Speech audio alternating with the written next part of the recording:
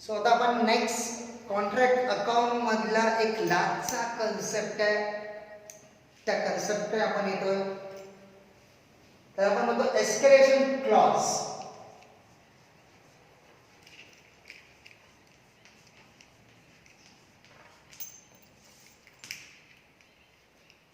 Escalation clause म्हणजे काय? आपलं कॉन्ट्रॅक्ट इनकम्प्लीट आहे बरोबर, आणि कमिंग इयर मध्ये ते कॉन्ट्रॅक्ट कंप्लीट होणार आहे. कारण आपलं कॉन्ट्रॅक्ट कधी एका वर्षात कंप्लीट जनरली होत नाही, तर त्याला 2 वर्ष लागतात. मग त्याच्यासाठी जेव्हा कॉन्ट्रॅक्टर आणि कॉन्ट्रॅक्टर यांच्यामध्ये कॉन्ट्रॅक्ट होतं, ॲग्रीमेंट होतं, त्या ॲग्रीमेंटमध्ये ते क्लॉज लिहितात. क्लॉज त्या ॲग्रीमेंटमध्ये तो क्लॉज लिहितात की जर मटेरियलची किंवा लेबरची जर प्राइस वाढली तर वर्क सर्टिफाईड किंवा कॉन्ट्रॅक्ट प्राइस सुद्धा वाढू शकते. म्हणजे हे कॉन्ट्रॅक्टीच्या सेफ्टीसाठी, कॉन्ट्रॅक्टरच्या सेफ्टीसाठी. मी काय सांगितलं, जर हे वर्ष झालं कमिंग इयर मध्ये कॉन्ट्रॅक्ट कंप्लीट करणार आहे, पण नेक्स्ट इयर मध्ये मे बी जर मटेरियलची किंवा लेबरची प्राइस वाढली म्हणजे खर्च वाढणार, मग त्याच्यामध्ये कॉन्ट्रॅक्टरचा थोडा लॉस होऊ शकतो. आणि म्हणून त्या ॲग्रीमेंटमध्ये तो क्लॉज लिहिला जातो आणि त्याला आपण म्हणतो एस्केलेशन क्लॉज. सो हा जो क्वेश्चन आहे हा एस्केलेशन क्लॉज वरचा क्वेश्चन आहे. जून 2019 ला त्यांनी हा क्वेश्चन विचारला होता. सेम क्वेश्चन हा मॉड्यूल मध्ये पण दिलेला आहे. सेम क्वेश्चन त्यांनी जून 2019 ला विचारलेला होता. होप सो तुम्ही समजून घ्या. म्हणजे जून 2019 ला त्यांनी एक 0 फक्त वाढवलेला होता या अमाऊंटमध्ये, बाकी प्रॉब्लेम सेम आहे, काहीच आहे. त्यामुळे मी शिकवताना हा एकच प्रॉब्लेम शिकवेन. रेफर करताना तुम्ही तोच क्वेश्चन परत एकदा रेफर करा, सॉल्व्ह करा न बघता. म्हणजे हा क्वेश्चन आपल्या मॉड्यूलमध्ये दिलेला आहे, आपल्या नोट्समध्ये दिलेला आहे. क्वेश्चन नंबर 13 आणि सेम क्वेश्चन डिसेंबर की जून 2019 मध्ये विचारलेला. लेट मी कन्फर्म, जून 2019 मध्ये विचारलेला हा क्वेश्चन आहे. त्यामुळे हा इथे सॉल्व्ह करा तुम्ही आणि त्यानंतर जून 2019चा क्वेश्चन तुम्ही न बघता सॉल्व्ह करा. ओके, बघा आपण पहिला क्वेश्चन रीड करूया. Deluxe limited undertook a contract for ₹5 lakhs. This is your contract price. On 1st July 2016, 1 जुलै 2016 ला आपला कॉन्ट्रॅक्ट स्टार्ट झाला. On 30 June 2013 when the account were closed, म्हणजे 1 वर्षानंतर अकाउंट क्लोज केलं. 1 जुलैला चालू झालं, 30 जूनला अकाउंट क्लोज झालं. इयर एंडिंग 30 जून आहे, 12 महिने. The following details about the contract were gathered. Material purchase म्हणजे 1 लाखाचं मटेरियल आपण परचेस केलं. Wages paid, general expenses, plant purchase, put a cross mark. Material on hand 30/6/2017 म्हणजे closing stock of material. Wages accrued, accrued म्हणजे औषणी, त्या वेजेसचे इथे मार्किंग करून ठेवा. Work certified, cash received, depreciation on plant, work अनसर्टिफाईड.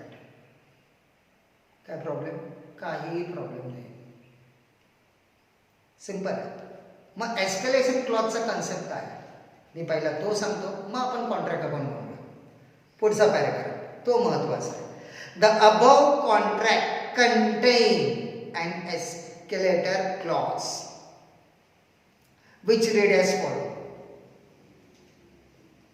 मला नाही वाटत एकदा वाचल्यावर समजेल तुम्हाला, तर 2-3 वेळा तो पॅराग्राफ वाचावा लागणार आहे. In the event of price of material and rate of wages, म्हणजे मटेरियलची प्राइस आणि वेजेसची price increase by more than 5%,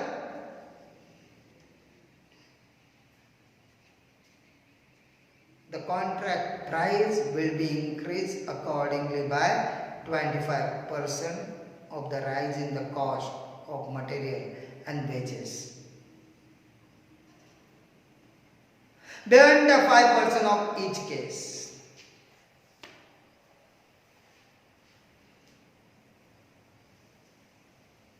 परत वाचा. Price of material and rate of wages increase by more than 5% by the contract price will increase accordingly by 25% of the rise in the cost of material and wages beyond 5% in each case.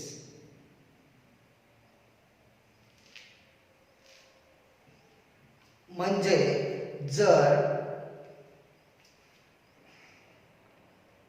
मटेरियलची आणि वेजेसची price 5% जास्त वाढली तर तुमचे कॉन्ट्रॅक्टची price सुद्धा 5% 5% वाढणार.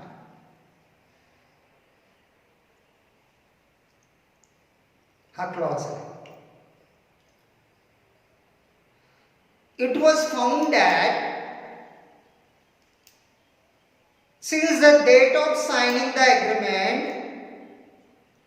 म्हणजे जेव्हा ॲग्रीमेंट साइन करणार होते तेव्हा the price of material and wage rate increased by 25%. म्हणजे जेव्हा ते ॲग्रीमेंट साइन करत होते तेव्हा मटेरियलची आणि वेजेसची प्राइस 25% वाढली. And the value of work certified does not taken into account. पण वर्क सर्टिफाईडची अमाऊंट त्यांनी कन्सिडर केलेली नाहीये हे सांगितलं त्यांनी. Prepare the contract account. Working should be form part of your answer. आता मी वर्किंग नोट काय देतो ते महत्वाचं आहे ते बघा. मटेरियल कंझ्युम म्हणजे किती मी मटेरियल कंझ्युम केलं ते आणि वेजेस.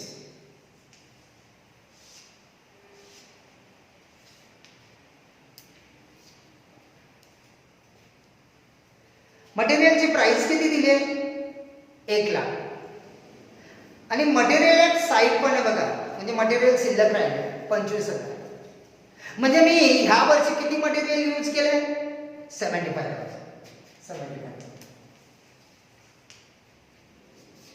ठीक आहे. वेजेस किती आहे 45,000 आणि आउटस्टँडिंग पण आहे 5,000.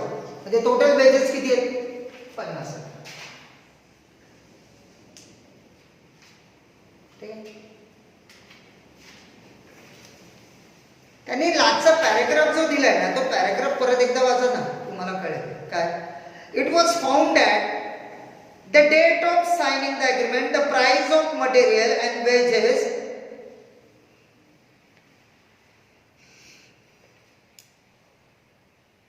increased by 25%. Increased by the 25%.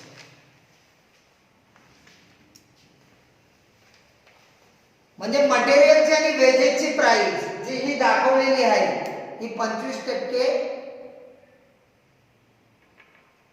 Add करून दाखवलेली आहे. म्हणजे वाढलेली प्राइस आहे. म्हणजे आधी जेवढी होती त्यामध्ये 25% ऍड करून आलेली अमाऊंट आहे. म्हणजेच मला सांगायचं ही अमाऊंट 125%.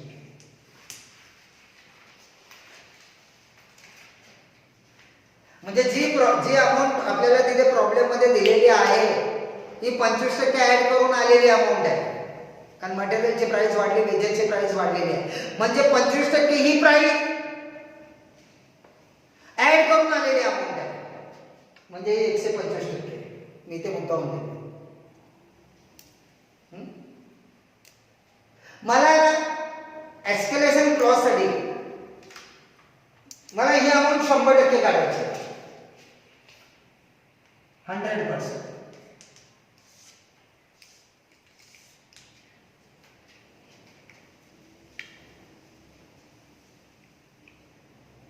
कारण हे जे अमाऊंट दिलेली 25% ऍड करून आलेली अमाऊंट आहे. म्हणजे जे आपल्याला प्रॉब्लेम मध्ये दिली मला 100% काढायचं. मग 100% किती 75,000 125 ने डिवाइड करा 6. 50,000 125 ने डिवाइड करा 40,000 म्हणजे 100% व्हॅल्यू आहे. ठीक आहे.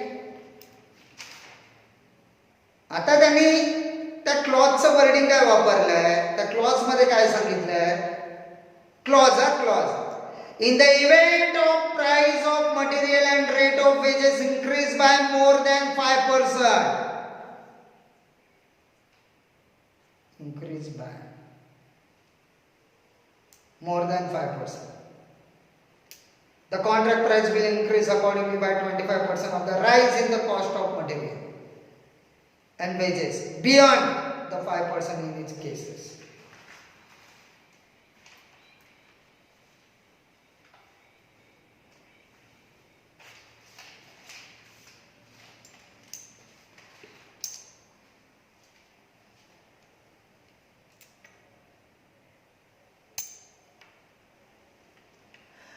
म्हणजे 5% मटेरियल अँड लेबर 5% बियॉन्ड 5% म्हणलं, म्हणजे 5% जेवढे जास्त आणि वाढलेले असेल ना त्याच्या 25% आपल्याला अमाऊंट घ्यायची कॉन्ट्रॅक्ट प्राइस वाढवायला.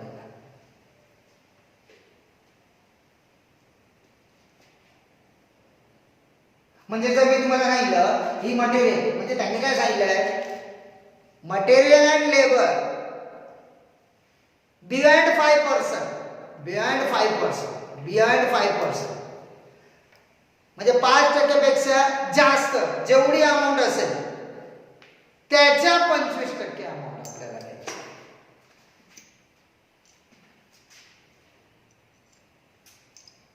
मग मी इथे 5% बियॉन्ड 5% म्हणजे 105%, म्हणजे 105%ची व्हॅल्यू घेतली. 105%ची व्हॅल्यू घेतली तर हे 63,000. 40,000 चे 105% घेतले तर हे येते 42,000.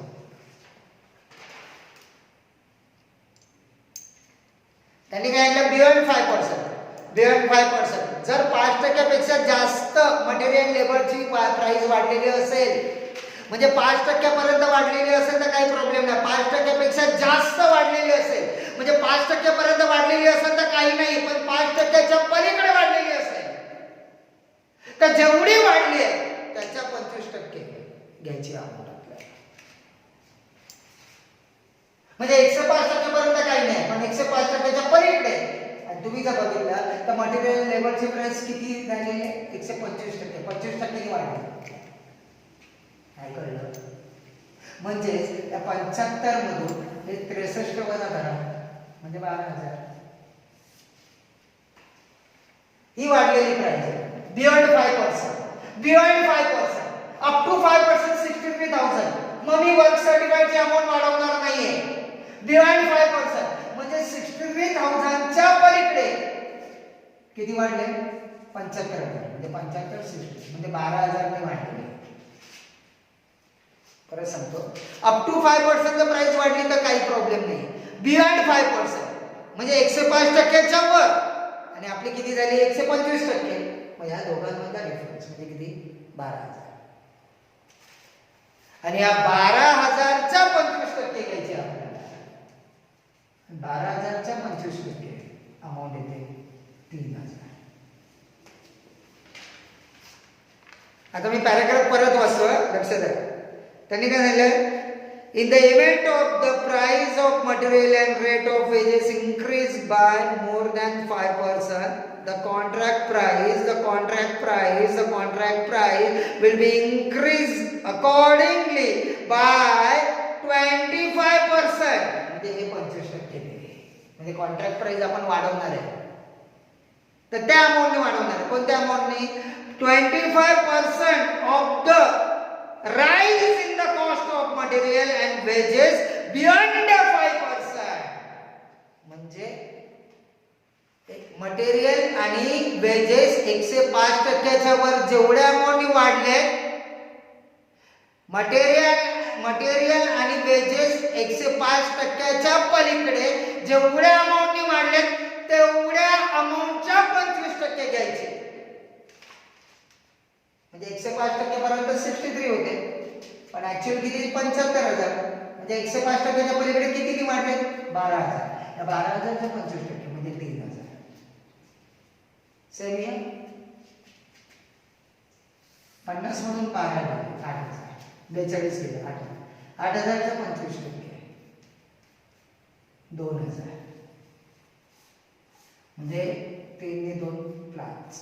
म्हणजे एवढ्या अमाऊंटने मी वर्क सर्टिफाईडची अमाऊंट काय करणार इन्क्रीज करणार. हा कन्सेप्ट आहे एस्केलेशन क्लॉज.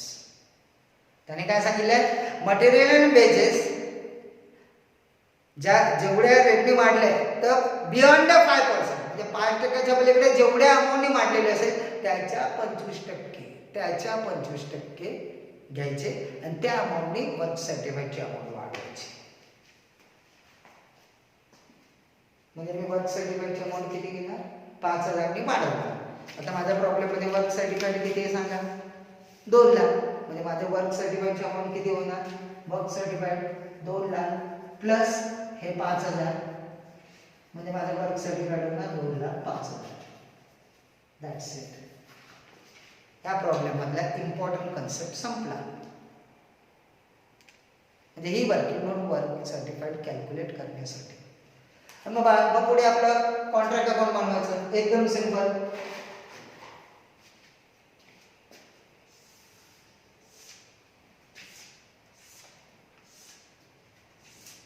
कॉन्ट्रॅक्ट अकाउंट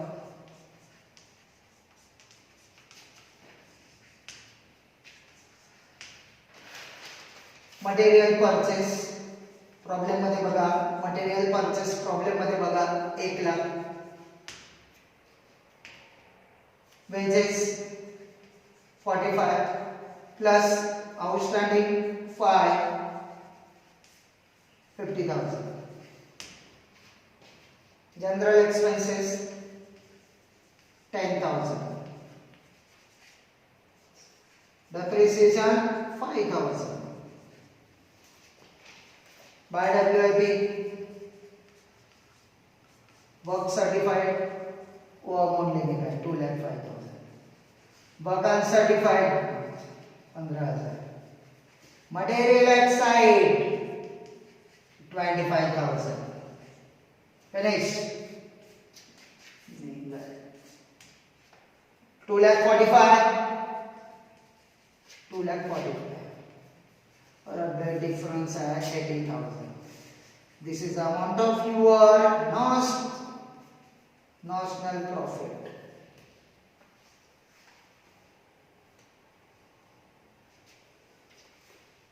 आणि मग फाइंड आउट करायची आपण to profit and loss account to reserve. Profit and loss ला मग पर्सेंटेज ऑफ वर्क सर्टिफाइड काढायचा. Percentage of work certified work certified 2,05,000 upon contract price 5 lakhs into 100 किती येतात ते बघा. आय थिंक 66 पॉइंट समथिंग येतात. मग 230 घ्यायचे 19,512 and reserve 6488. सिंपल प्रॉब्लेम आहे हा. प्रॉब्लेम सोडवल्यानंतर ट्राय करायचा जून 2019 चा क्वेश्चन. सेम क्वेश्चन आहे. फक्त ही वर्किंग नोट व्यवस्थित बघा 2-3 वेळा रिवाइंड करून बघा. रिपीट करून बघा. कन्सेप्ट कळला पाहिजे. परत एकदा त्यांनी काय की मटेरियल लेबर 5%च्या पेक्षा जास्त जेवढ्या अमाऊंटने वाढली असेल त्याच्या 25%नी कॉन्ट्रॅक्ट प्राइस वाढवायची. ठीक आहे.